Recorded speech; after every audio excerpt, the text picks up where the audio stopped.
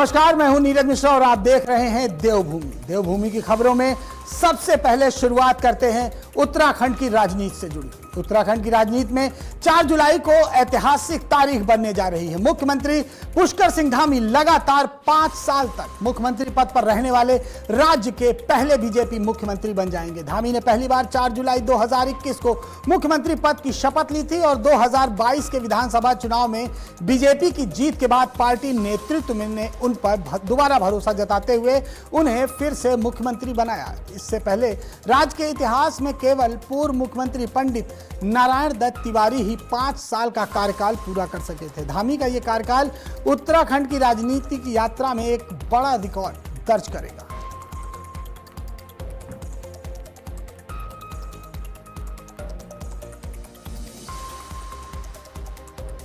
बढ़ते अगली खबर की ओर। देहरादून में भारतीय सेना के पूर्व वरिष्ठ अधिकारी और मिजोरम तथा पांडुचेरी के पूर्व राज्यपाल लेफ्टिनेंट जनरल एम लखेड़ा के निधन पर शोक की लहर है। कैबिनेट मंत्री गणेश जोशी ने उनके निधन पर गहरा दुख व्यक्त करते हुए उन्हें पुष्पांजलि अर्पित की। उन्होंने कहा कि लेफ्टिनेंट जनरल लखेड़ा का जीवन राष्ट्र सेवा, अनुशासन और कर्तव्य निष्ठा का उत्कृष्ट उदाहरण है। मंत्री जोशी ने दिवंगत आत्मा की शांति और परिजनों को संबल देने की प्रार्थना की।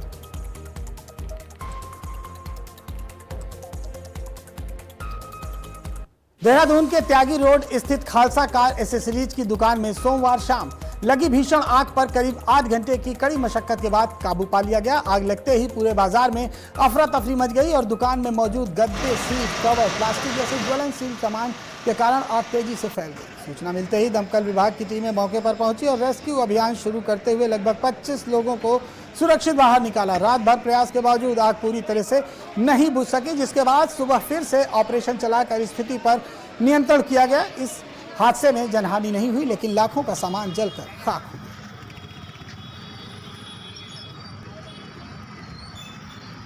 बढ़ते अगली खबर की ओर। मसूरी के माल रोड पर उस वक्त हंगामा मच गया। एक पर्यटक ने कथित तौर पर नशे की हालत में एक महिला पर प्लास्टिक क्रेट से हमला कर दिया। इस हमले में महिला गंभीर रूप से घायल हो गई, जिसे उपचार के लिए अस्पताल में भर्ती कराया गया। घटना का वीडियो सोशल मीडिया पर वायरल होने के बाद लोगों में भारी आक्रोश देखने को मिल रहा है। सूचना पर पहुंची पुलिस ने हरियाणा निवासी आरोपी पर्यटक को मौके से ही हिरासत में ले लिया। प्रारंभिक जांच में आरोपी पर शराब के नशे में हमला करने का आरोप लगा है।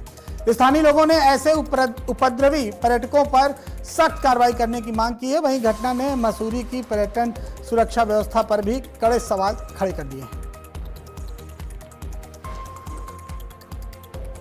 देहरादून के एमजे टावर स्थित एक रेस्टोरेंट की पार्किंग में युवक पर हुए कथित जानलेवा हमले के मामले में पुलिस ने एफआईआर दर्ज कर जांच शुरू कर दी है। पीड़ित प्रियांश जैन की शिकायत पर आसिफ बाबा, आशीष बजरंगी, कार्तिक बजरंगी और जावेद भाटी समेत 5-6 अज्ञात लोगों को आरोपी बनाया गया है। आरोप है कि गाली गलौज के बाद आरोपियों ने मारपीट की, धारदार हथियार से हमला किया और जान से मारने की धमकी दी। हमले में पीड़ित के सिर, चेहरे और कान में गंभीर चोटें आई हैं। पुलिस ने संबंधित धाराओं में मुकदमा दर्ज कर मामले की जांच तेज कर दी है। बढ़ते अगली खबर की ओर। देहरादून में नशे के खिलाफ पुलिस की कार्रवाई लगातार जारी है। ड्रग्स फ्री देवभूमि अभियान के तहत रायवाला पुलिस ने बड़ी सफलता पाई है। पुलिस ने भारी मात्रा में मादक पदार्थ स्मैक के साथ एक तस्कर को गिरफ्तार किया है। पुलिस ने मुखबिर की सूचना पर और सघन चेकिंग अभियान के दौरान मोतीचूर फ्लाईओवर के नीचे से आरोपी गोविंद को दबोच लिया। उसके कब्जे से करीब 6 ग्राम स्मैक बरामद हुई है, जिसकी अंतर्राष्ट्रीय बाजार में कीमत लगभग 2 लाख रुपए बताई जा रही है। आरोपी के खिलाफ मुकदमा दर्ज कर पूरे नेटवर्क की जांच की जा रही है।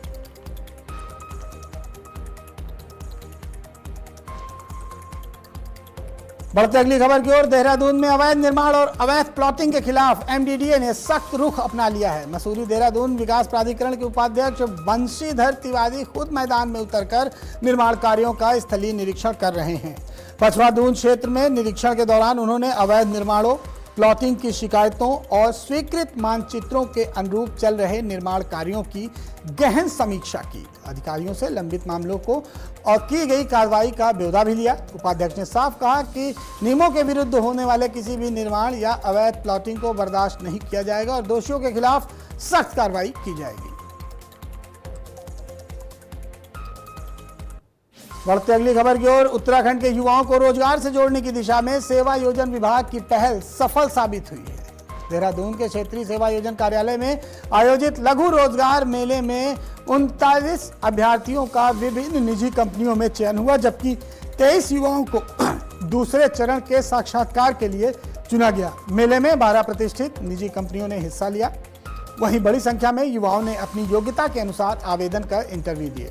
प्रदेश के अलग अलग जिलों से पहुंचे अभ्यर्थियों ने इस पहल को रोजगार पाने का बेहतर अवसर बताया। सेवा योजन विभाग का कहना है कि युवाओं को निजी क्षेत्र में अधिक से अधिक रोजगार उपलब्ध कराने के लिए भविष्य में भी ऐसी रोजगार मेलों का नियमित आयोजन किया जाएगा।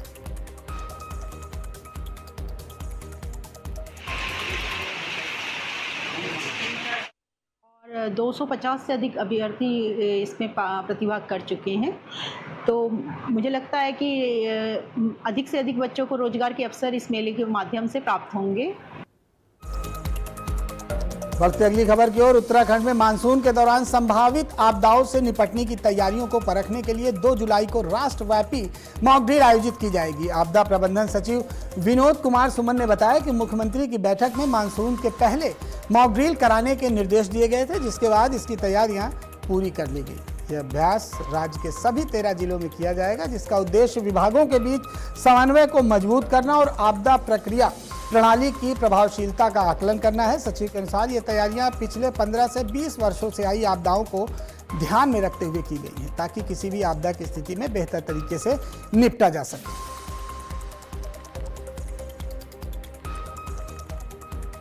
तैयारियों के बारे में माननीय मुख्यमंत्री जी ने बैठक लिया था, तो उस बैठक में निर्देशित किया था कि आप लोग जल्दी से मॉक ड्रिल कराइए। उसी के अनुपालन में आज मॉक ड्रिल हम लोग करने जा रहे हैं। उसके लिए आज TTX रखा गया है। 2 जुलाई को मेन मॉक ड्रिल है। आज की मॉक ड्रिल में हमने जनपद की तैयारियों को समीक्षा करने के लिए रखा है कि जनपदों में क्या तैयारियां हैं, किस प्रकार से वहाँ पे आपदा का सिनेरियो क्रिएट किया गया है, किस प्रकार से उनका रिस्पांस रहता है, किन उपकरणों के साथ जाता है, कैसे तैयारी है, कैसे वो काम करते हैं, कैसे प्रस्थान करेंगे। ओवरऑल सब चीज़ों को लेकर हम लोग कार्रवाई करने की कोशिश करें। बढ़ते अगली खबर की ओर। मानसून सीजन को देखते हुए गढ़वाल मंडल प्रशासन पूरी तरह से अलर्ट मोड में है। आयुक्त आनंद स्वरूप के निर्देशन और मुख्यमंत्री पुष्कर सिंह धामी के निर्देशों के तहत सभी जिलों में आपदा प्रबंधन की तैयारियां तेज कर ली गई हैं। 4 धाम यात्रा के दौरान श्रद्धालुओं की सुरक्षा को सर्वोच्च प्राथमिकता देते हुए व्यापक स्तर पर मॉक ड्रिल आयोजित की जाएगी। पुलिस, SDRF, स्वास्थ्य, लोक निर्माण, विद्युत और पेयजल विभागों को हाई अलर्ट पर रखा गया है। वहीं यात्रा मार्गों के संवेदनशील क्षेत्रों पर लगातार निगरानी रखी जा रही है। प्रशासन ने यात्रियों से मौसम विभाग की चेतावनी और जारी एडवाइजरी का पालन करने की अपील की है। आगामी मानसून के लिए हम लोगों ने सारे जनपदों के साथ मीटिंग करके और उन्हें जितनी भी जो संबंधित विभाग हैं, जो स्टेक होल्डर्स हैं, सबको निर्देशित किया हुआ है। और इस समय आप जानते हैं 4 धाम यात्रा भी चल रही है, तो आपदा अगर कोई स्थिति बनती है तो वो अत्यंत संवेदनशीलता होगी। और इस संबंध में हम लोगों ने आपदा प्रबंधन विभाग से भी रिक्वेस्ट किया था, तो वो एक मॉक ड्रिल 2 तारीख को आयोजित कर रहे हैं मानसून के संबंध में। तो उसमें जो भी घटनाएं प्रदर्शित की जाएंगी, जो अक्सर घटती हैं, उसके अनुसार सभी लोग अपनी तैयारी करेंगे और एक अभ्यास करेंगे, जिससे अगर भविष्य में कोई आपदा आती है तो उसको सही तरीके से उससे निपटा जा सके। बढ़ते अगली खबर की ओर। देहरादून में रील बनाने के चक्कर में ट्रैफिक नियम तोड़ने पर पुलिस ने सख्त कार्रवाई की है। सोशल मीडिया पर वायरल हुए वीडियो में राजपुर रोड पर एक युवक स्कूटी को विपरीत दिशा में चलाते हुए दिखाई दिया, जबकि पीछे बैठा व्यक्ति नशे की हालत में था। वीडियो के आधार पर कोतवाली जालनवाला पुलिस ने स्कूटी चालक शुभम गुलाटी के खिलाफ मोटर व्हीकल एक्ट के तहत कार्रवाई की है। पुलिस का कहना है कि सार्वजनिक सड़कों पर इस तरह की लापरवाही और स्टंटबाजी किसी भी हाल में बर्दाश्त नहीं की जाएगी। हरिद्वार में कुंभ मेला 2027 की तैयारियों को लेकर बैठक आयोजित की गई। इस बैठक में सभी अखाड़ों के संतों और महंतों ने हिस्सा लिया। उत्तराखंड के मंत्री राम सिंह कैड़ा ने बैठक के बाद तैयारियों की जानकारी दी। उन्होंने बताया कि पार्किंग, पानी और बिजली जैसी व्यवस्थाओं पर विशेष ध्यान दिया जा रहा है। सरकार ने संतों को आश्वस्त किया है कि उनकी सभी चिंताओं का समाधान किया जाएगा। मंत्री ने कहा कि मुख्यमंत्री पुष्कर सिंह धामी के नेतृत्व में कुंभ ऐतिहासिक होगा। साथ ही सभी विकास कार्यों को तय समय सीमा पर पूरा करने का दावा किया गया। सभी अखाड़ों के माननीय महंत यहाँ पर पहुंचे थे। उनकी मांग पार्किंग को लेकर के थी कि पार्किंग की असुविधा न होनी चाहिए, पानी की समस्या न हो, बिजली की समस्या न हो, और दूसरी प्रकार की जो भी उनकी समस्या थी उन समस्याओं पे हमने कहा कि उसका समाधान होगा। आज एक अच्छी बैठक रही, सभी अखाड़ों के सभी माननीय संत और महंत यहाँ पर पहुंचे थे। निश्चित रूप से इस बार का जो कुंभ होगा माननीय पुष्कर धामी जी के नेतृत्व में ऐतिहासिक होगा। दिव्य हो, भव्य हो, इस दिशा में हम लोग काम कर रहे हैं और सभी अखाड़ों के जितने भी संत और हमारे महंत हैं सब लोग यहाँ पर आए थे और सबने सहयोग देने की बात कही है और जो भी उनकी समस्या थी उन समस्याओं का समाधान हम करेंगे और हमारी सरकार करेगी। और निश्चित रूप से और सभी के आशीर्वाद से ये भव्य और दिव्य कुंभ बनाने की तैयारी हम लोग कर रहे हैं। देहरादून समेत पूरे उत्तराखंड में मौसम ने एक बार फिर करवट ली है। जहां सुबह तेज धूप ने लोगों को गर्मी का एहसास कराया, तो वहीं दोपहर के बाद अचानक तेज हवाओं के साथ कई इलाकों में हल्की बारिश हुई, जिससे तापमान में गिरावट आई।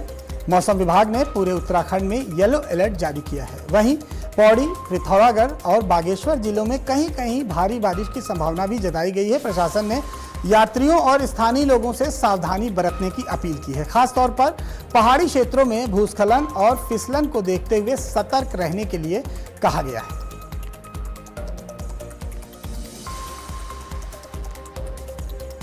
खबर मसूरी से है। यहां पर वीआईपी बनने का शौक एक वाहन चालक को भारी पड़ गया। माल रोड पर प्राइवेट कार में अवैध हूटर लगाकर रौब झाड़ने वाले चालक पर मसूरी पुलिस ने सख्त कार्रवाई की है। सघन चेकिंग के अभियान के दौरान पुलिस ने पाया कि हरियाणा नंबर की कार बिना अनुमति हूटर का इस्तेमाल कर रही थी। मोटर वाहन अधिनियम और शासन के निर्देशों का उल्लंघन पाए जाने पर पुलिस ने वाहन को मौके पर ही सीज कर दिया। देहरादून पुलिस ने साफ किया कि निजी वाहनों में हूटर या फ्लैश लाइट का अवैध इस्तेमाल करने वालों के खिलाफ आगे भी कड़ी कार्रवाई जारी रहेगी।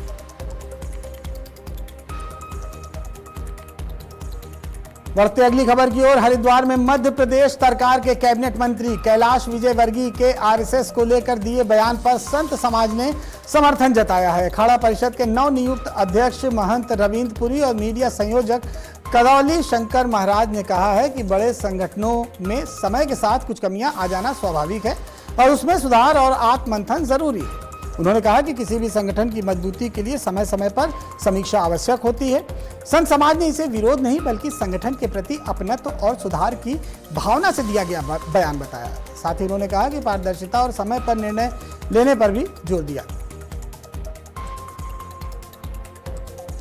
कैलाश जी ने अपनी पारिवारिक भावना से कोई बयान दिया है, वो कोई द्वेषवश नहीं है, कोई इस वजह से नहीं दिया है कि कोई किसी से कोई आपत्ति है। लेकिन हाँ, घर परिवार में अगर कोई कमी आती है तो घर परिवार के लोग ही उस बात को उठाते हैं और उसको सुधार का प्रयास करते हैं। तो कैलाश जी ने जो बात कही है वो पारिवारिक भावना से कही है। अधिकारियों का तो कहना ही क्या है, कोई भी अधिकारी हो वो अपनी कुर्सी बचाना चाहता है, ठीक है ना, अपना चाहता है कि हमारा आराम से हमारा नौकरी हमारी चलती रहे। उसके लिए कहीं ना कहीं तो सहारा लेता ही आदमी, हर व्यक्ति सहारा लेता है, तो भी सहारा लेते हैं तो कोई इसमें आपत्ति नहीं है। जब भी किसी परिवार का बड़ा विस्तार होता है तो उसमें बुराइयां आती हैं, अच्छाइयां भी आती हैं। तो जब भारतीय जनता पार्टी की सरकार आई है 2014 से, उसके बाद संघ के स्वयंसेवक भी राज्य के भोग का उपभोग करने लग गए हैं। तो ये स्वाभाविक प्रक्रिया है, मानव जीवन का स्वभाव है। अच्छे और बुरे सभी प्रकार के लोग समाज में हैं। राष्ट्रीय स्वयंसेवक संघ के जो पुराने कार्यकर्ता हैं उन्होंने अपना नैतिक जीवन जो है त्याग और तपस्या से जिया है। लेकिन वर्तमान की जो पीढ़ी है, क्योंकि भौतिकता की चकाचौंध से वो वंचित नहीं रह सकते और उसी में उनका जन्म हुआ है, इसलिए कुछ कुरीतियां इसमें आई हैं। और कैलाश जी ने जैसा कहा है वो बिल्कुल सही है और उनका कहने का भाव यही है कि जो भी इस प्रकार के कार्यकर्ता कर्म कर रहे हैं जिससे राष्ट्रीय स्वयंसेवक संघ अगर बदनाम हो रहा है तो उनको अपने आचरण और व्यवहार में सुधार करना चाहिए। और बढ़ते अगली खबर की ओर। हरिद्वार में बिजली कटौती से परेशान लोगों का गुस्सा देर रात फूट पड़ा। फाउंड्री गेट स्थित बिजली घर पहुंचे सैकड़ों स्थानीय लोगों ने अधिशासी अभियंता कार्यालय का घेराव कर जोरदार विरोध प्रदर्शन किया। लगातार हो रही बिजली कटौती और आपूर्ति बाधित होने से आक्रोशित लोगों ने एसडीओ और जेई को हटाने की मांग उठाई। आरोप है कि पिछले 24 घंटे में कई इलाकों में बिजली संकट बना हुआ है, जिससे पानी की आपूर्ति भी प्रभावित हो रही है। हालात बिगड़ने पर पुलिस मौके पर पहुंची। स्थानीय लोगों ने जल्द ही व्यवस्था सुधारने की मांग की। हरिद्वार में कुंभ मेले की तैयारियों को लेकर मेला प्रशासन आज एक अहम बैठक करने जा रहा है। मेला कंट्रोल भवन में होने वाली इस बैठक में 8 अलग हुए अखाड़ों की नई कार्यकारिणी के साथ विस्तृत चर्चा की जाएगी। बैठक में कुंभ मेले की व्यवस्थाओं, संतों की भागीदारी और आगामी रूपरेखा पर विचार विमर्श होगा। बता दें कि हाल ही में अखाड़ा परिषद ने 13 अखाड़ों में से 8 अखाड़ों ने बहुमत के आधार पर नई कार्यकारिणी घोषित की थी, जबकि 5 अखाड़ों ने अभी तक अपना रुख स्पष्ट नहीं किया है। इसी के चलते ये बैठक महत्वपूर्ण मानी जा रही है। हरिद्वार में आगामी कांवड़ मेला और अन्य धार्मिक आयोजनों को देखते हुए पुलिस ने सुरक्षा व्यवस्था कड़ी कर दी है। एसएसपी हरिद्वार के निर्देश पर बम निरोधक दस्ते ने बस स्टैंड और आसपास के क्षेत्रों में सघन चेकिंग अभियान चलाया। इस दौरान यात्रियों की भीड़ भाड़ वाले स्थानों, सार्वजनिक क्षेत्रों और संवेदनशील इलाकों की बारीकी से जांच की गई। पुलिस ने संदिग्ध बस्तियों की भी जांच की और पूरे क्षेत्र को सुरक्षा दृष्टि से खंगाला। अधिकारियों ने कहा कि श्रद्धालुओं और आम जनता की सुरक्षा के लिए ऐसे अभियान लगातार जारी रहेंगे ताकि किसी भी अप्रिय घटना को समय रहते रोका जा सके।